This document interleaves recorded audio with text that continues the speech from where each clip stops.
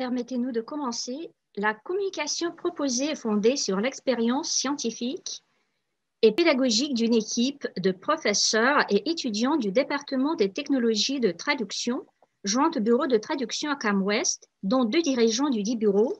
Nous sommes 6 dans l'équipe. C'est Elena qui est chef du département, Maxime, Nicolas et moi, maîtres de conférence à ce département. Maxime et Nicolas sont aussi les dirigeants d'une agence de traduction à Moscou. Maria, qui termine cette année ses études en licence, et Natalia, qui fait son doctorat. Le département des technologies de traduction, joint à l'agence de traduction à CAMWest, a été fondé le 24 septembre 2018 pour améliorer la qualité de la formation des traducteurs par la coopération directe avec la société de traduction moscovite à CAMWest. C'est le premier département de ce type pour la traduction en Russie. Les départements joints aux entreprises professionnelles existent en Russie depuis une quinzaine d'années et se montrent efficaces, surtout en ce qui concerne les métiers techniques. Même si la traduction est le plus souvent placée parmi les sciences humaines, les aspects techniques y jouent un rôle immense, surtout avec le développement des outils de traitement de texte, de traduction assistée par ordinateur et traduction automatique. CAMWest met l'accent sur la qualité de la formation en introduisant des techniques avancées pour enseigner la traduction à l'aide de logiciels spécialisés. Cela permet d'élaborer l'algorithme d'une nouvelle formation des traducteurs pour le marché du travail contemporain. La participation de la communauté professionnelle permet d'introduire les étudiants dans le milieu de la traduction moderne. La recherche sur la traduction automatique est liée dès le début à la langue russe. Le premier projet de machine à traduire a été élaboré au début des années 30 par l'ingénieur soviétique Smirnov Troyansky.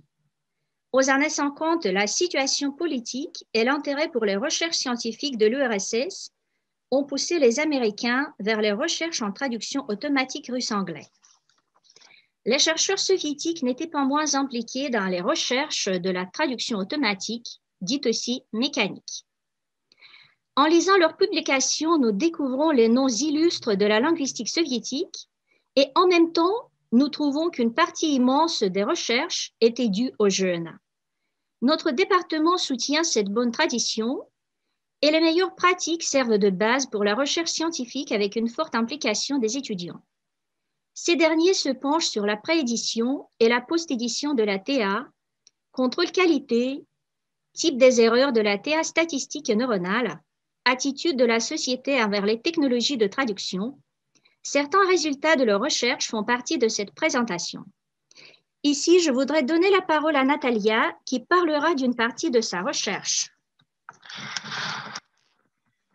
Nous avons préparé une enquête pour les professeurs des langues étrangères qui travaillent des écoles d'Arkhangelsk. Elle comprend des questions sur l'utilisation de la traduction automatique par leurs élèves.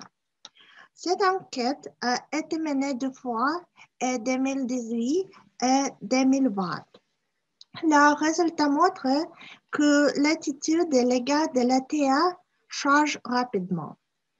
L'enquête menée il y a 2 ans a montré que 95% des professeurs étaient opposés à la TA en classe sous quelque forme que ce soit.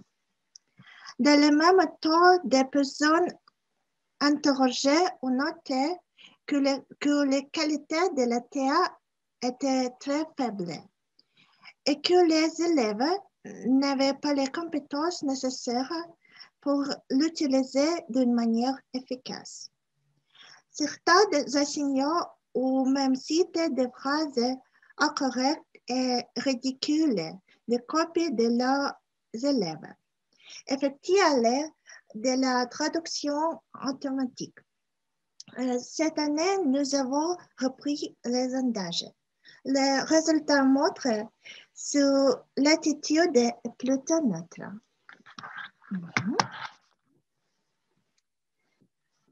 Donc voilà, 80% des personnes interrogées ont confirmé qu'elles étaient au courant que leurs élèves utilisaient la TA pour leurs devoirs. Ils délimitent les domaines où la traduction automatique peut être plus ou moins utile. Les statistiques sont présentées sur le slide.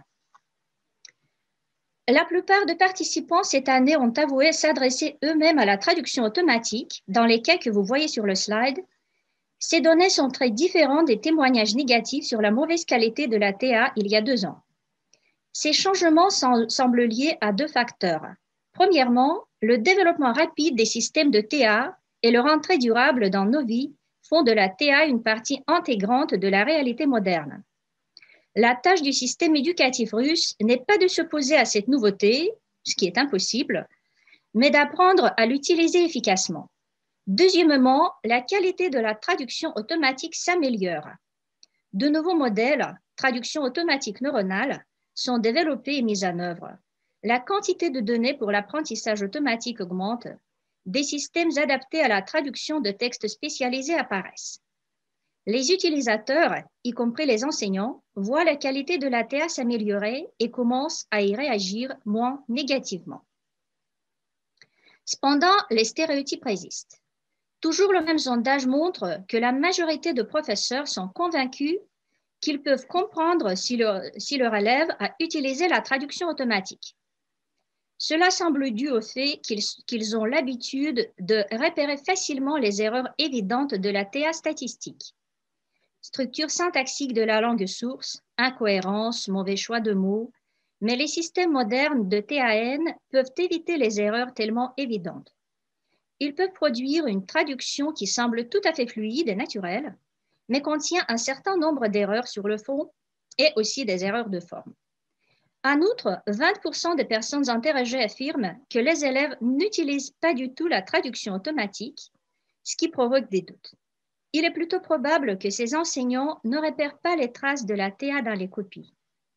En outre, malgré la tendance générale, certaines personnes interrogées affichent toujours une attitude fortement négative à l'égard de la traduction automatique et interdisent la TA en classe. Une autre expérience effectuée par Maria concerne les étudiants en traduction. Puisque la qualité de la TA s'améliore avec l'émergence de la traduction automatique neuronale, les étudiants ne peuvent pas distinguer la TAN de la traduction humaine. Nous avons fait une expérience parmi les étudiants en traduction.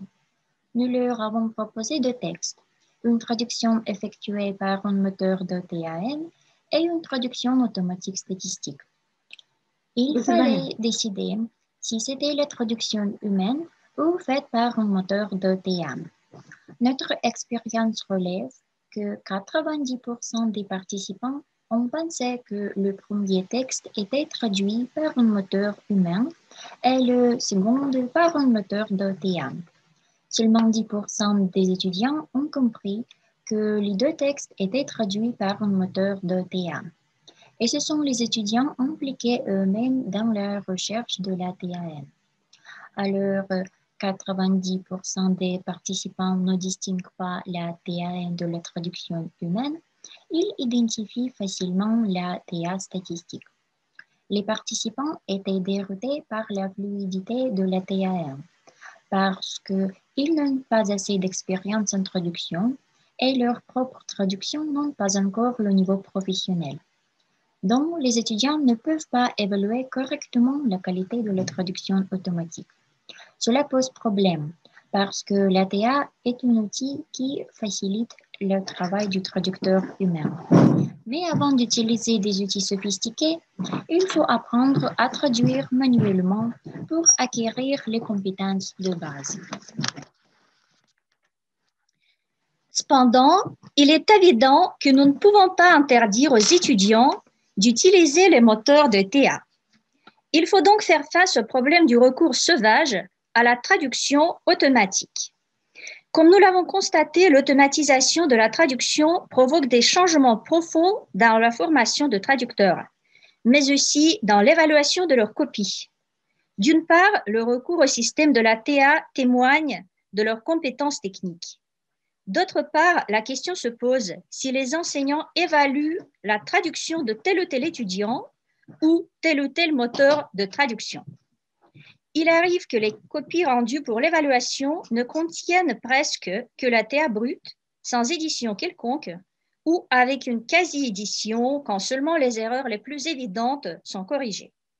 Elle n'atteint même pas le niveau d'une post-édition légère, sans parler de post-édition complète, qui présuppose l'uniformité terminologique et la correction de grossières erreurs de grammaire.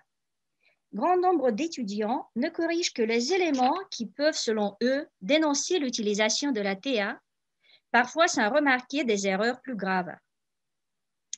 Les étudiants ne sont pas toujours conscients de la nécessité de la post-édition. Par exemple, la fluidité de la traduction automatique neuronale les empêche de juger de sa qualité. Le texte dans la langue d'arrivée leur semble correct et fidèle au texte de départ, alors que l'imprédictibilité de la TAN est bien connue par les spécialistes. Le mécanisme du choix que fait le système entre plusieurs unités linguistiques pose encore des questions. La TAN peut contenir nombre d'erreurs de fond et de forme, et les étudiants doivent comprendre qu'aucun moteur de traduction automatique ne peut assurer la qualité sans contrôle de la part d'un traducteur humain. Certains étudiants voient la traduction comme un processus mécanique et pour surmonter ce cliché, il faut leur faire comprendre les contraintes de la situation. Qu'un traducteur utilise la TA ou non, il doit prendre en compte le type du texte, le destinataire, les exigences du client. Ces facteurs définissent largement les décisions que prend le traducteur humain. Ce n'est que quand les étudiants ont acquis cette compétence d'analyser le texte qu'ils peuvent vraiment profiter des avantages de l'automatisation. L'émergence des systèmes automatiques disponibles en ligne ou de TAN intégrés dans les systèmes professionnels de TAO exige de nouveaux critères pour évaluer le travail des étudiants. C'est important pour deux raisons. D'une part, les critères traditionnels tels quels sont de moins en moins applicables. D'autre part, de nouveaux critères vont motiver les étudiants à acquérir les compétences techniques et compétences pour la post-édition de la TA.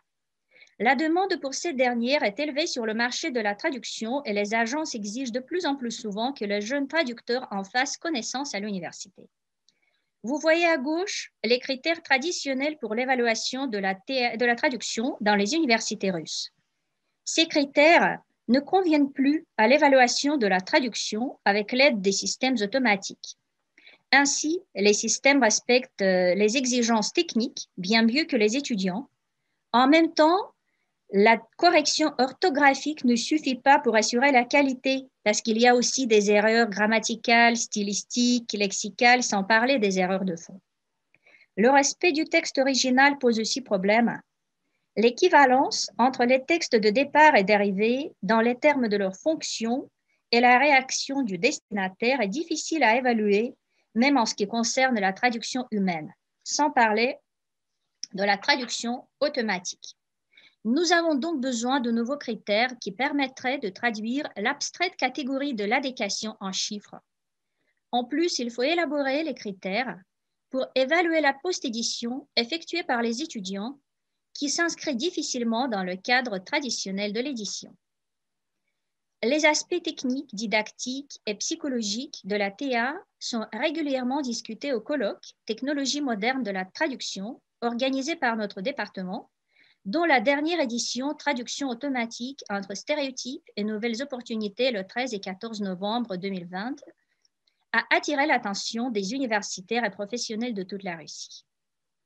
Et cela reflète aussi la structure de notre équipe qui comprend pour la recherche des professeurs d'université, des professionnels du métier et des étudiants qui profitent de cette coopération.